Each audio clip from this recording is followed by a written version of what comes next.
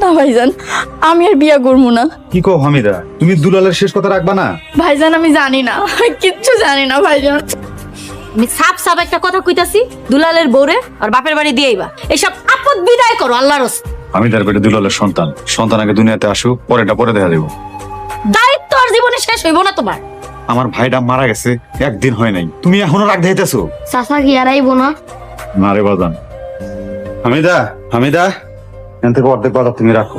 ভাইজান আমার বাজার লাগবো না। লাগবো না মানে? আচ্ছা আমি ভাগ করে দিতেছি।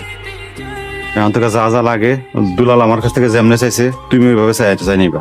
জি ভাইজান। টাকাটা রাখ। না ভাইজান, টাকা আমার লাগবো না। আর হঠাৎ শরীর খারাপ করলে ডাক্তার দেখাতে হবো না? আমি তো সবসময় বাড়িতে থাকি না। দুশ্চিন্তা করবা না, দুলালের সন্তান তোমার গর্বে, যেমনি হোক ওরে দুনিয়ার আলো দেখাতে হবো, ওরে বাঁচাইতে পারে মানুষের মতো মানুষ করতে হইব, তাইলে আমার দুলালের রাতটা কবরে শান্তি দেবো।